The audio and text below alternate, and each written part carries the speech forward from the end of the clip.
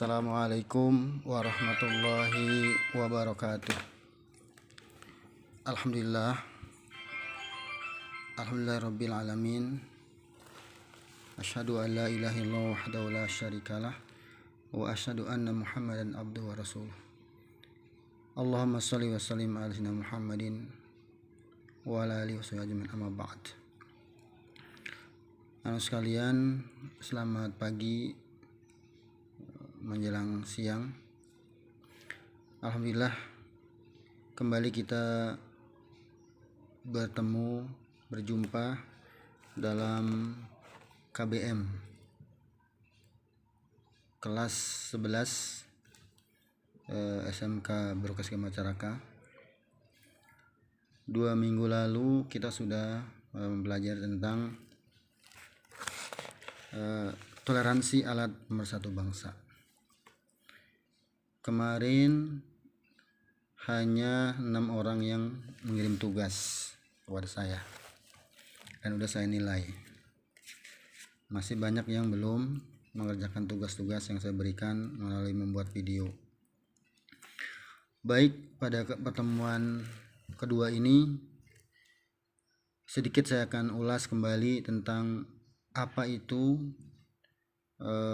makna toleransi. Toleransi ini berasal dari bahasa Latin, yaitu tolerare, yang artinya menanggung atau menahan. Toleransi ini adalah sikap mulia yang diperintahkan oleh Allah SWT dan dianjurkan oleh Rasulullah. Dan Rasulullah sudah mencontohkan dalam kehidupan sehari ketika beliau berada di kota Madinah terhadap bangsa-bangsa Yahudi, terhadap bangsa Arab, baik yang Muslim dan non-Islam. Dan apa yang diperhatikan oleh Rasulullah itu memberikan dampak yang positif, baik untuk umat Islam dan untuk umat non-Islam ketika itu. Toleransi secara bahasa diartikan sebagai sikap saling menghargai atau tenggang rasa. Jadi, toleransi ini adalah sikap saling menghargai dan menghormati dengan adanya perbedaan satu sama lain. Menghargai perbedaan itu sangat-sangat dianjurkan, karena kalau seseorang tidak menghargai pendapat orang lain dan dia kukuh dengan pendapatnya sendiri, maka akan terjadi yang namanya selek, kemudian bersih tegang, saling mempertahankan pendapatnya, dan akhirnya menimbulkan keributan. Nah, sekalian, di modul kemarin di Sekolah ID sudah saya kirimkan tentang ayat dan hadis Nabi yang menganjurkan untuk bertoleransi. Selanjutnya saya ingin sampaikan toleransi ini, toleransi terhadap kehidupan beragama, kemudian toleransi terhadap kehidupan bernegara, bermasyarakat, dan toleransi terhadap yang bukan seagama. Dalam kehidupan beragama tentu sangat diperlukan sekali toleransi ini, karena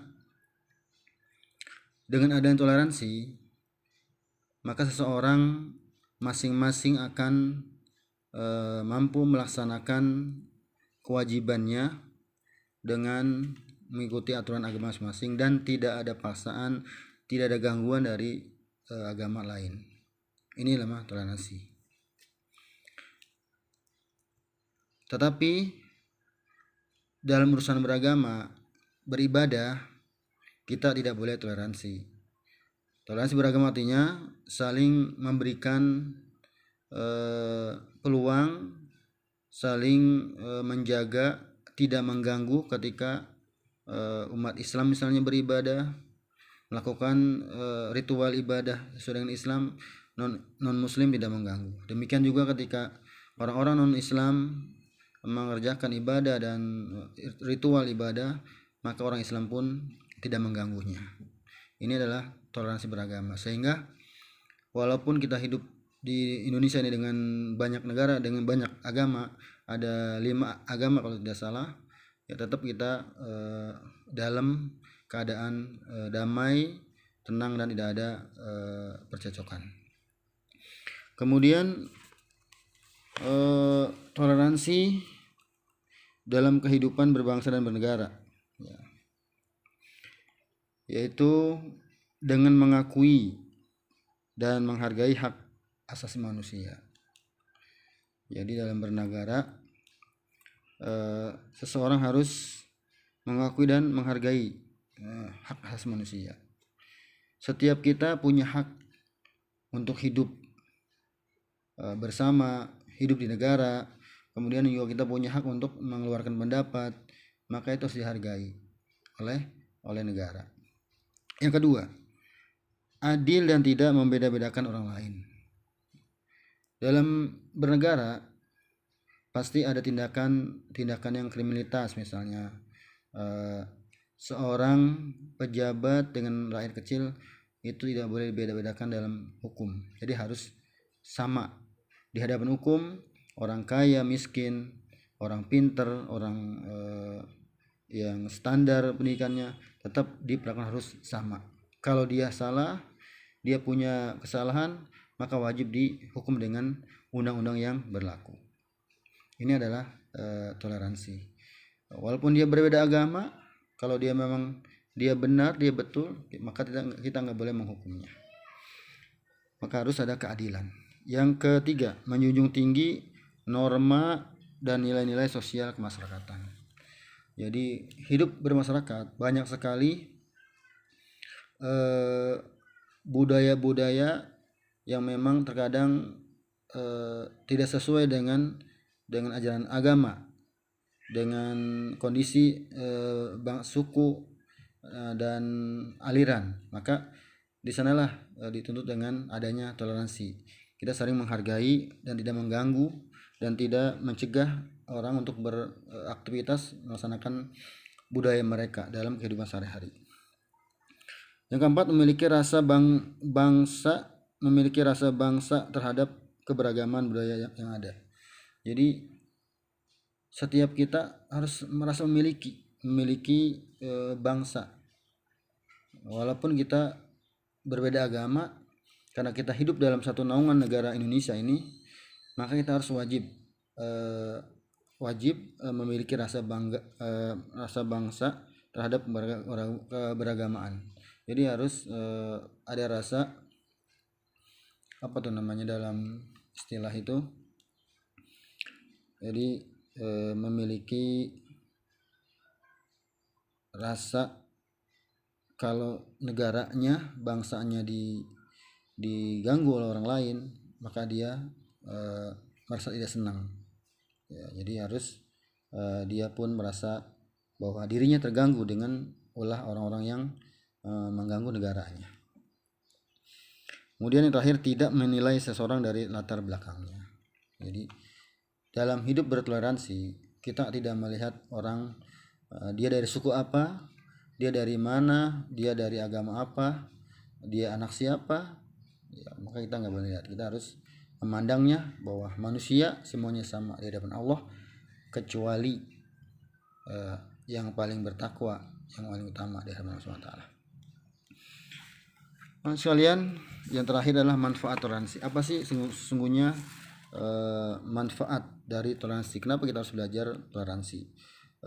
Banyak sekali manfaat toleransi yang kita dapati. Pertama, misalnya terhindar dari permusuhan dan perpecahan. Dengan adanya toleransi, insya Allah tidak akan adanya perpecahan, permusuhan, keributan, apalagi dan kehancuran. Maka dengan adanya toleransi ini di setiap negara atau bangsa pasti akan damai, tidak ada keributan, tidak ada peperangan. Tapi kalau tidak ada toleransi, yang timbul arogansi, yang timbul merasa hebat kuat, maka akan terjadi yang namanya gesekan-gesekan yang menimbulkan perpecahan. Yang kedua, akan menimbulkan ukhuwah atau persaudaraan Islamiyah maupun ukhuwah terhadap sesama manusia. Jadi walaupun ajaran agama Islam dengan non-Islam berbeda, tapi dengan adanya toleransi, maka akan timbul rasa persaudaraan di antara pemeluk-pemeluk non-Islam. Akhirnya kita hidup damai dan tidak ada kebencian, tidak ada saling tuduh menuduh, tidak merasa paling hebat, dan tidak juga mengecilkan orang lain. Dan ini adalah telah dicontohkan oleh Rasulullah ketika di kota Madinah. Begitu hebatnya Rasulullah menghargai, menghormati orang-orang yang non-Islam, orang-orang Yahudi. Ya, mereka dihargai dan mereka boleh tinggal satu atap, satu negara di Madinah ketika itu. Kemudian yang ketiga, mendorong untuk meningkatkan kekuatan iman. Jadi iman ini kepercayaan. Orang semakin kuat keimanannya kalau dia saling menghargai, saling menghormati, tidak mengganggu orang lain, dan terus bertoleransi dan bersosialisasi di dalam masyarakat dan beragama. Yang keempat, terhindar dari sifat egois dan mementingkan diri sendiri. Dengan adanya toleransi, egoisme, kesombongan kita akan hilang, akan musnah dari mementingkan diri sendiri. Jadi hidup ini kita hidup bermasyarakat. Kalau kata seorang pakar, kita pindah zona politikan. Jadi hidup ini kita hidup bermasyarakat. Jadi kita tidak akan hidup tanpa orang lain. Kita hidup ini sama-sama tergantung dengan orang lain. Itu yang keempat. Yang kelima, memiliki rasa nasionalisme yang tinggi. Nasionalisme yang tinggi. Jadi dengan toleransi ini kita sama-sama memiliki rasa memiliki negara, bangsa yang sama walaupun beda agama, sehingga kita saling menjaga, saling memiliki rasa empati terhadap negaranya. Yang terakhir, dengan toleransi ini akan memudahkan dalam mencapai cita-cita bersama. Jadi setiap suku, setiap bangsa memiliki satu cita-cita yang baik. Dengan adanya toleransi, insya Allah akan lebih mudah untuk meraih cita-cita dalam kehidupan.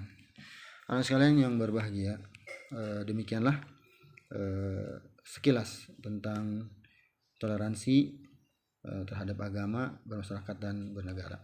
Mudah-mudahan kita semua, kalian semua yang di rumah, ya, diberikan kesehatan, kita dijaga, kita dilindungi dari pandemik virus corona yang sedang masih wabah, dan mudah-mudahan virus corona ini segera berakhir sehingga